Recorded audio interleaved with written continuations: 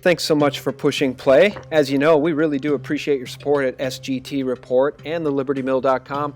I have back on the line our good friend, the Wealth Watchman. Wealth Watchman, how are you? I'm doing fantastic. Sean, how are you doing? Hey, I'm doing very well too. There's so much happening in the world as it pertains to the world's global economy and silver and gold manipulation. That's back in the news. I also wanted to talk to you about the Ukrainian situation with Russia. NATO's pushing and pushing and pushing. I know you've written a lot about that. And I want to talk a little bit about this idea coming out of the West that the powers that be are saying, let's ban Russia from SWIFT, their ability to do banking with the Western world, which, according, Wealth Watchman, to the head of one of Russia's largest banks, would mean war. Boy, where would you like to start today? I think the great thing to remember here is that every time the powers that be make a monumental chess move, they lose another piece on the board. Every move they make seems to be the worst possible move they could make, and it doesn't really seem to be hurting Russia and China at this point. They've made a brand new economic and geopolitical ecosystem in the East and building Eurasia. So every time that we try to isolate somebody, as Jim Willie says, with 11 time zones, it's really not going to come out well in the wash. And that's what we see happening again right now. Now, they've been talking about trying to push Russia around by threatening to cut them from SWIFT. And you're exactly right, Sean. They have already said that it would be an act of war, not economic war, but real war. But they have not, in Russia and China, been taking this threat line down. For the last several years, they've been working overtime on a brand new mechanism to send internally and cooperatively wired transfers to and from Russia to other parts of the world. Now, the big news, of course, was that this last week we saw that there was big progress in bringing a lot of the lending institutions and banking institutions right online with this new system. In fact, I think they said over 100 Russian lending institutions have already been linked to SWIFT. Now, they're one of the biggest users of SWIFT in the world, but they're already trying to connect 1/6 of their lending institutions to this new wiring system. And I think that what you will probably see from them going forward is the Kremlin going to each bank, to each lender, and saying, look, hey, we're not asking you to drop SWIFT. What we want you to do is to try our system. I mean, what could it hurt to have a backup? So I expect them to kind of ease banks on into it and maybe, give them a sweetened deal. Maybe say, hey, we'll give you the software for free. We'll do installations for free. Our men will come by and do it. And maybe the first year of wire transfers will be, we'll have a discount. They can do so many things to slowly but irreversibly bring in their new parallel wire transfer system. And once that's in place, it is curtains. It is curtains for anyone who tries to push around sovereign nations in the East by threatening stupid things like, hey, let's delete someone from SWIFT. I mean, you expect geniuses like David Cameron to come up with that garbage, and he's the one who's always throwing it around. But that is going to blow up. That is going to burn down the house. It's going to burn it to the ground when they try to do this, because it's not going to work anymore. The world has had enough of the Anglo-American Empire, and they are setting their foot down, and they are going to do it themselves. Well, it's interesting to hear you say that. You're speaking a lot like Jim Willie, and I actually like that frankness, because this is a time for frankness. There's no more time to beat around the bush and mince words, because when the powers that be in this country want to make these types of moves, which are really moves of economic warfare, the response by other giant nation states with nuclear weapons, by the way, it's not like pushing around Venezuela or Cuba. Other nation states with nuclear weapons and thriving economies of their own are willing to say at this point, enough. We will not be pushed around. We will not be your minions. We will not play ball with a cabal in Washington that clearly doesn't even have the best interests of its own people at heart. I think it's interesting that China is also willing to come to Russia's aid. China is not going to play ball with these Western banking powers solely. China, I think, is playing both sides of the fence, aren't they?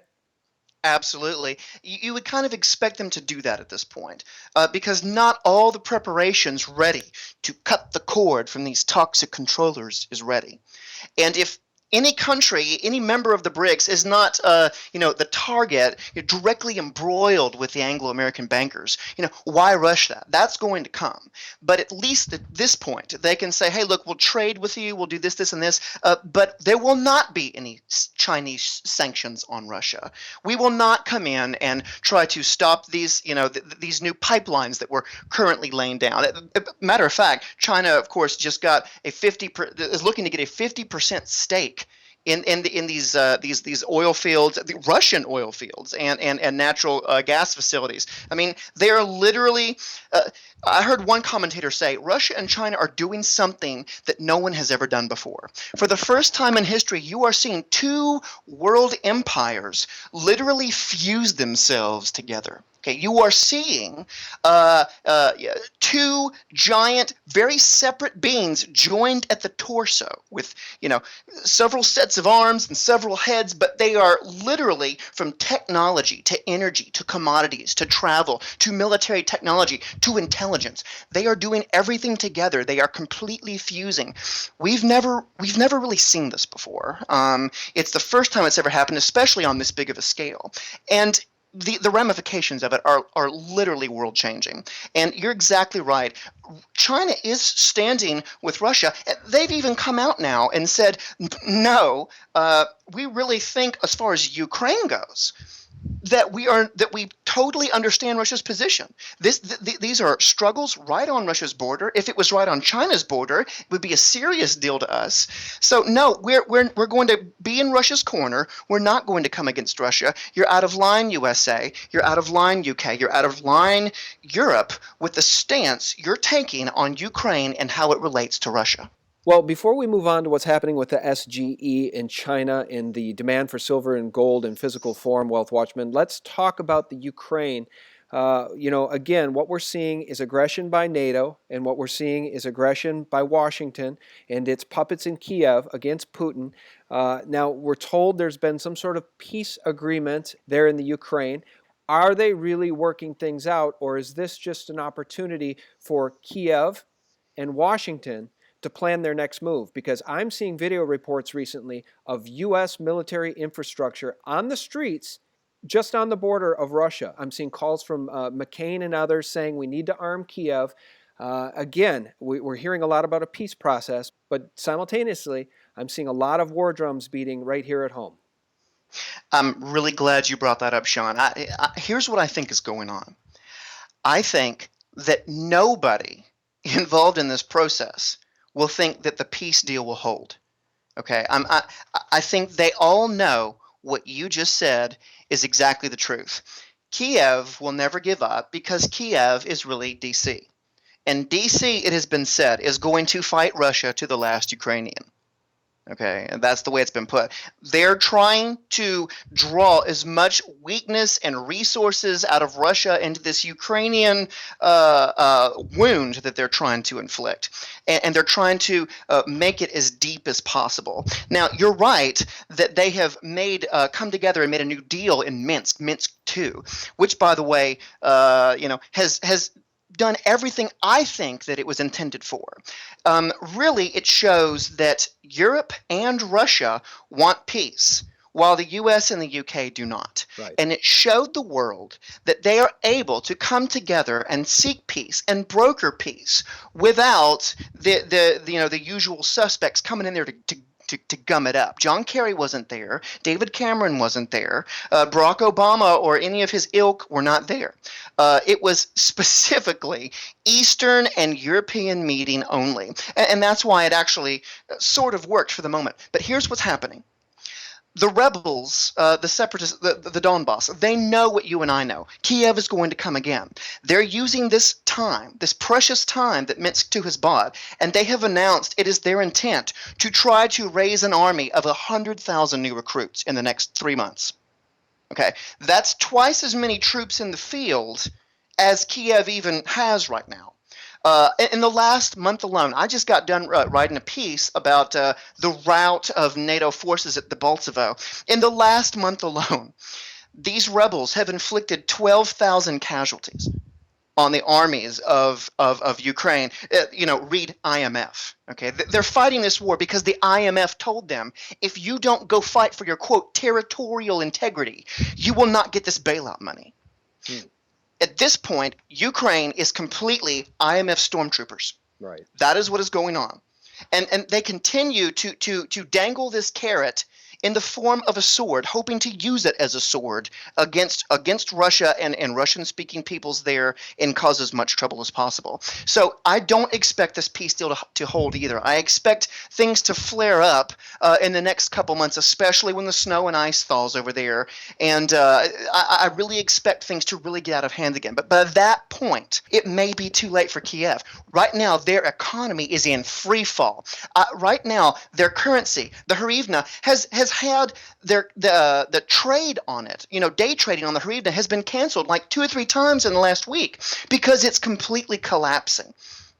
Right? There's no confidence in Ukraine. The head of their central bank is under investigation for fraud.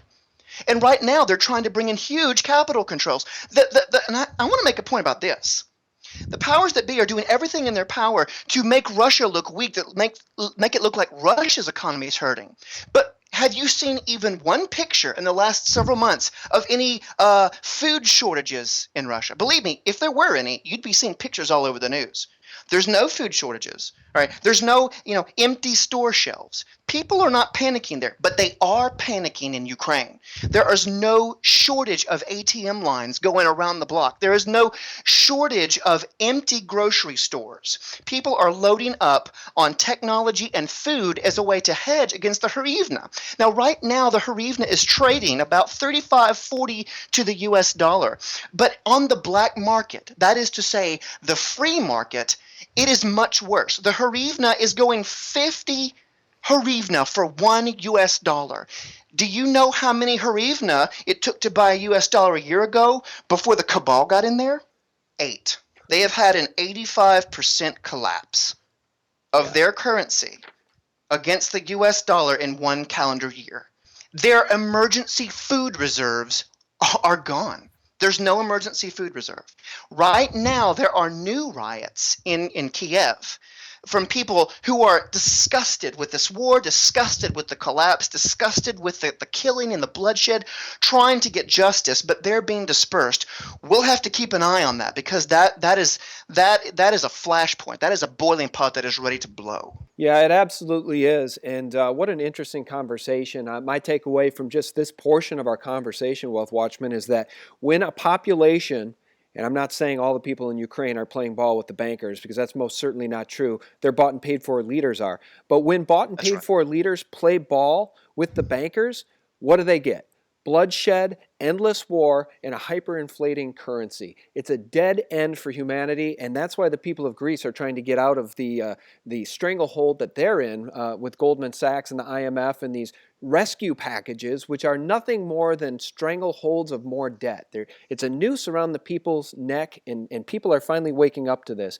And they're starting to rebel against it. We're seeing that all over the planet. I know that Switzerland, England, Austria, the Netherlands, France, Belgium, Mexico, Poland, Italy, Australia, Ecuador, Romania, these are all nation states that are now revitalizing and talking about the need to bring their gold home. There's repatriation movements happening around the planet.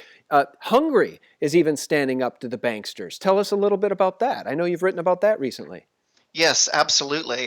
The Hungarian people, it seems, over the last 5 years, ever since the financial collapse hit them very, very hard. In fact, it hit them so hard that they felt scared enough and compelled enough to go to the IMF for an emergency loan. Okay, it's not something that they wanted to do at the time. They felt they had to do it. Well, in the last 4 or 5 years, the interesting thing is that the center-right party, Fidesz, and their leader, Viktor Orban, has come in and helped accelerate the payments to the IMF, to these blood-sucking leeches, got them their money back early, and said, hey, you know what?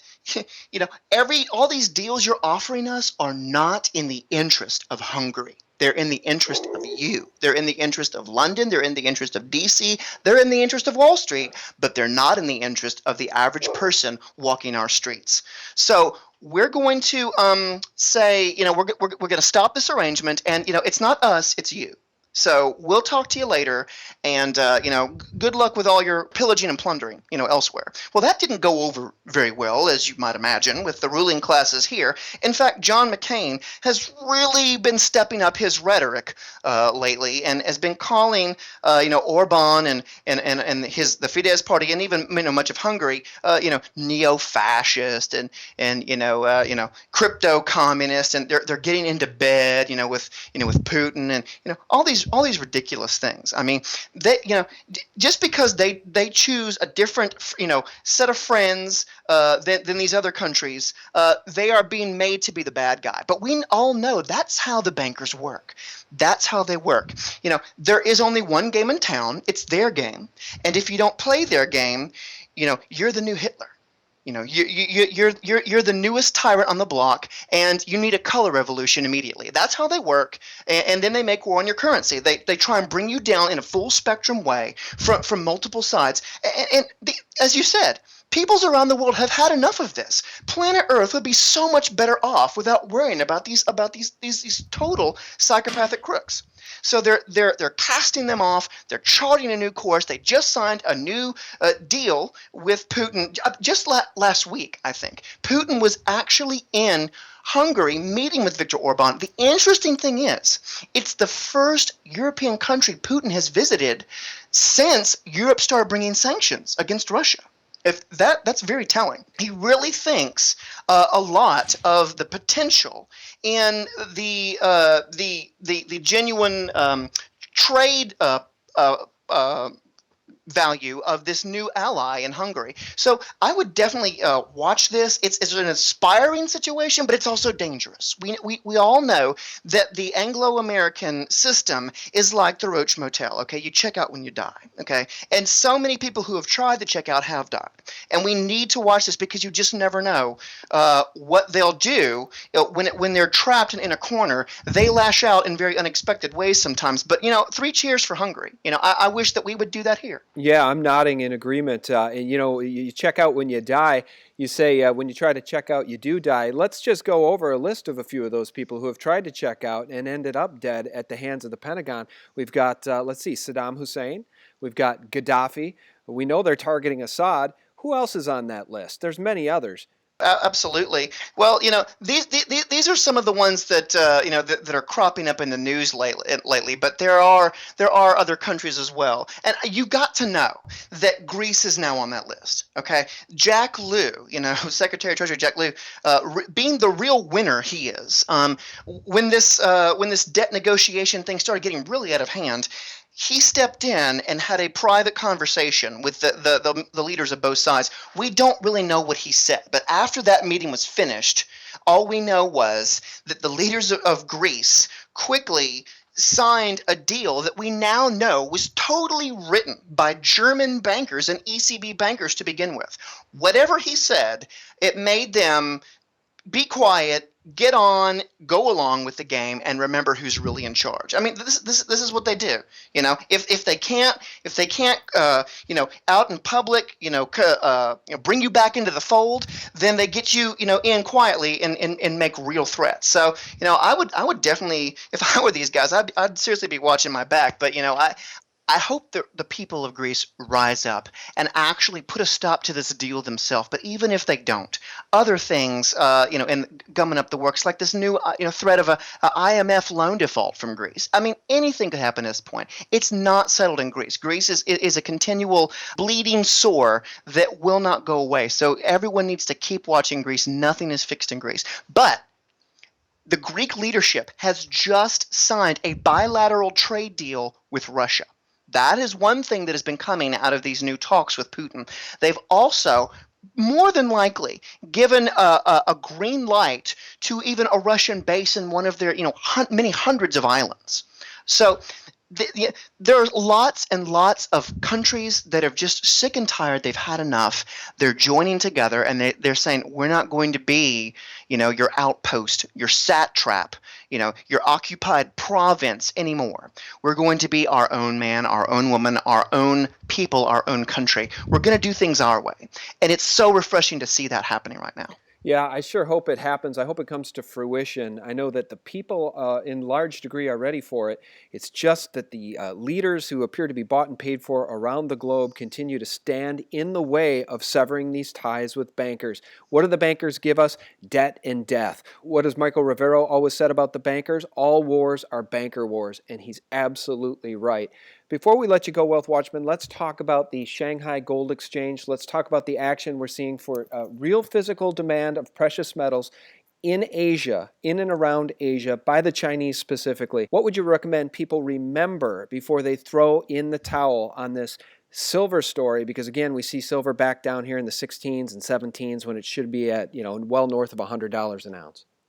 Well, China owns many, many gold mines that won't even break even per ounce until gold would be at least $1,400 or $1,500. But for some reason, China, the country with the deepest pockets in the world, is more than happy to buy up these mines that wouldn't even be profitable, wouldn't even make sense to most folks in the states because as far as cash flow, they're a losing game right now. But China knows what the future is because China's going to be a big part of that. The East knows what the score is. They're dumping dollars and they're acquiring sovereign wealth. Russia's doing it too. Their U.S. Treasury surplus is at the lowest level it's been in 5 or 6 years. China is also dumping tens of billions of dollars more treasuries. The only countries really buying our treasuries at this point are, the ECB, Japan. The, Japan is the biggest buyer of treasuries for the last 3 or 4 years. Japan has been the biggest buyer, and we all know that the Fed has still never totally stopped buying treasuries. I mean, they did taper, but they shifted some of it to other countries, but they're still in this game. They've still got their hand in that cookie jar. They never left it. And at this point, China, both the government and the people are more than happy to take every last ounce if you don't want it. And I pray to God that you do want those ounces, because when the collapse comes, when the dollar's time is done, your community, your family, your friends will need you. They will need your wisdom. They will need your foresight. They might even need your direct financial help. You and I are the vanguard. Okay, Sean, your listeners and your subscribers, who are listening to this, we are the vanguard. Okay, and listen, I get it. Sometimes it's tough being that 0.5% out there who gets it. All right, it's really tough. I mean, look, y'all are a courageous and brave bunch. All right, while everyone else out there is couldn't care less, doesn't know what's happening, doesn't want to know, just blissfully ignorant. It is hard. It is hard to know exactly what's at stake, trying to reach people and running into that wall. But stay courageous, okay? Stay bold. More people around the world than ever know exactly what is happening, from the east to the west. More nations are standing up against these criminals. I've spent the last 2 weeks documenting actual successful cases of resistance to these bankers. I hear people say, well, these guys are too powerful. We can't do anything. Don't be a coward, okay? Don't be ridiculous. Okay, Hungary has shown you can politically resist. Okay, the Donbass has shown, in a worst case scenario, you can resist with arms. Now, I'm not saying that you do that. Our situation is very unique and very different from theirs, but there's plenty that you can do. Okay, you can try to reach other people. You have chosen knowledge where other people choose normalcy. But what is normalcy? Normalcy is freaking out over what color Beyonce's dress is. Okay, that's normalcy. People are. Do you want that? If you could take that pill, if you could go back, if you could be that kind of person again, would you really do it? Would you really be wigging out about the color of Beyonce's dress? Or would you be trying to spend the few minutes we have been given by God on this earth to reach out to your fellow man, to reach out to help somebody in any way that you can? Understand what's at stake, understand who and what we're up against, but also to take heart to know that these people have never been weaker on multiple fronts. Humanity is coming together in large swaths, and now is the time to stand up and be counted. Be among them.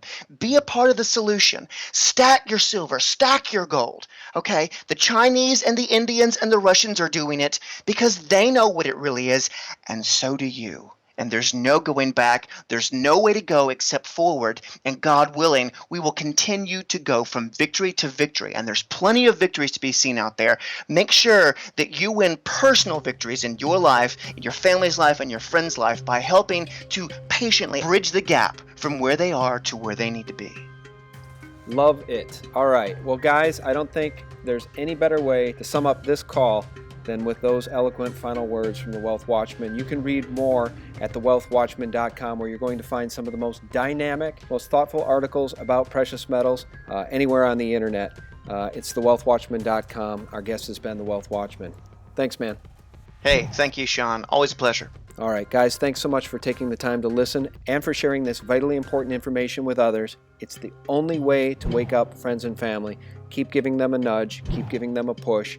Send them in the right direction. Sooner or later, they'll wake up. Guys, have a great weekend ahead, and thanks for visiting us at sgtreport.com. Bye-bye.